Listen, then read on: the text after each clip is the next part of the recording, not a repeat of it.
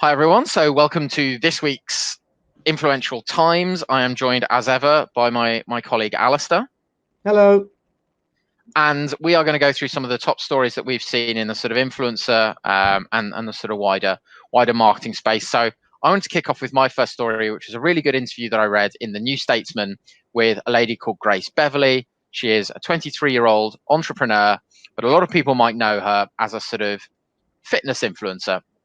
I think the reason she's a very interesting, an interesting case study is firstly she's what you get from reading the interview is that she kind of started out building an online platform, but she's very quickly spun that into kind of having a business and kind of as friend of the show Scott Guthrie puts it, she's kind of not building on rented land and relying solely on Instagram. She's actually quickly taken her sort of brand around fitness and spun that out into having a couple of her own businesses. I also think it's interesting because of the way that she sort of runs it. It's very transparent.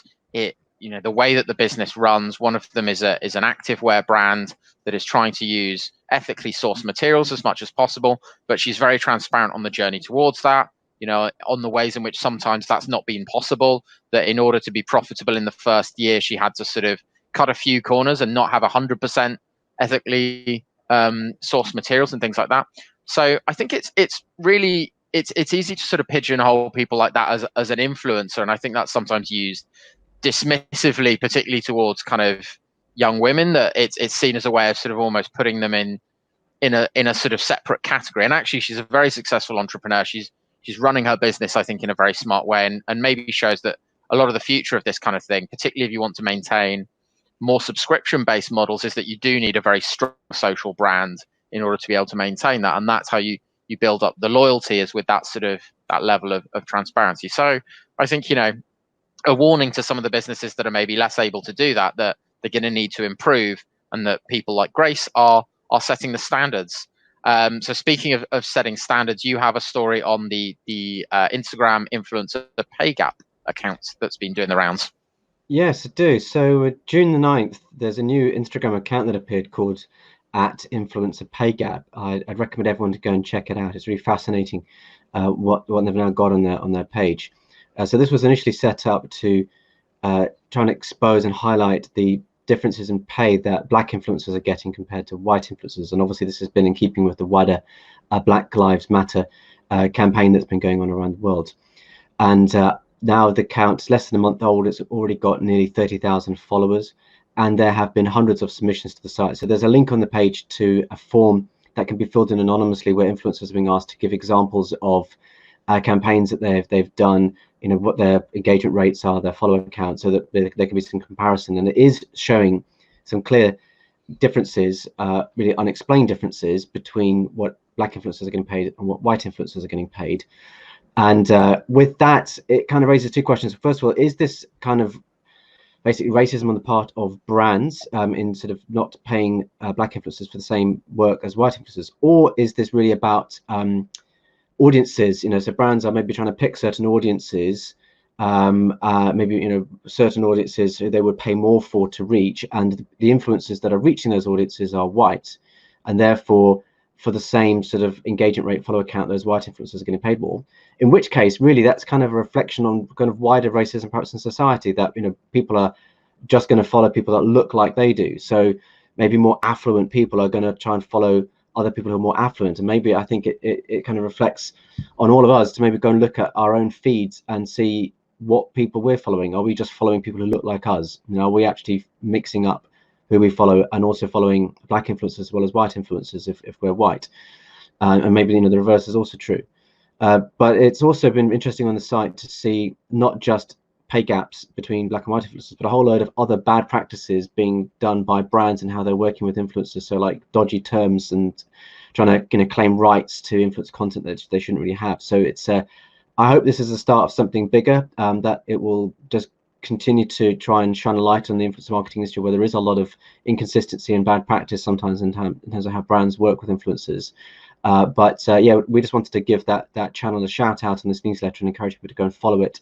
Have a look at it if you're an influencer, and also have a look at it if you're a brand, and really re-examine maybe some of your own policies and how you're working with these influencers. So that's my first story. Back over to you, Jack. Yes, I mean, we're going to keep the theme of privacy going. I suppose one of the interesting things about the pay gap thing and the, you know, whether actually marketers are kind of making assumptions about what people's audiences are in there, you know, without really firm demographic data. And often we know that a lot of the automated ways you can collect demographic data is a bit unreliable. So, you know, it's really one where we should really be examining our own sort of prejudices and trying to think, why are we assuming that this person has that audience or the other in particular. So on that topic, I've got this report, which is the data source from the UK, but I think it probably has pretty wide applications across a lot of our societies, as we're seeing increasingly that, you know, society feels quite divided now. I don't know if that's necessarily a new thing, or if we can kind of all see each other more, so we can see more people who disagree with us. Whereas, you know, in the 12th century, they would have lived 2 villages over, and we would never have had to see them, so it wouldn't have mattered. So one to ponder there. But this report is basically looking at the gap between the average kind of values and assumptions of marketers versus the general public, and it's showing that actually, you know, marketers are probably a more liberal, more likely to be progressive, and that a lot of the sort of moves being made in terms of, you know, assuming more progressive values, because that's, you know, we all see the stats about, you know, consumers don't want to buy from brands that don't share their values. And I think the thing that's not being sort of considered in that is that some of those values might be in the other direction. They might actually be not in the direction that we want. So I think that the kind of my sort of action or my suggestion to marketers is to kind of look at this and think, when we're being asked to kind of do to sort of make statements that are, you know, not really backed up by action, is kind of almost pushing back on our organizations and saying, well, it's not fair to kind of send me out to kind of whip up a crisis, basically, because we know, you know, in a lot of cases the online you know, the online far right can be quite organized and will sometimes bring down like a storm on your social media account for 48 hours if you support Black Lives Matter, or you express support for LGBT rights. So I think in order to make sure that all of it is worth it, we need to make sure that as marketers we're kind of pushing back and say, well, look, we can make these statements, some people will agree, some people won't, but let's back it up with action as well, so that we're not kind of weathering all of this for no reason. But it's a really interesting report. Really encourage everyone to sort of have a look at it and think about how our own assumptions as marketers are kind of sometimes not correct in terms of what people want, and really think about what the sort of output of that needs to be. And then, Alistair, you had one last story. Yes, just an update on Google's Famebit product. So Google acquired Famebit back in 2016, and that is a full-service platform for content creators on YouTube to find work with brands, and also brands to then go and find content creators to partner with. And there's a software platform, but also then a kind of a service to support these partnerships. Google is renaming Famebit now as Brand Connect, and it's quite interesting to see that they are doing some similar stuff to what Instagram and Facebook are doing, in wanting to have more control of the brand influencer or creator partnership on their platforms, and to make sure that they are, you know, also making money out of that transaction.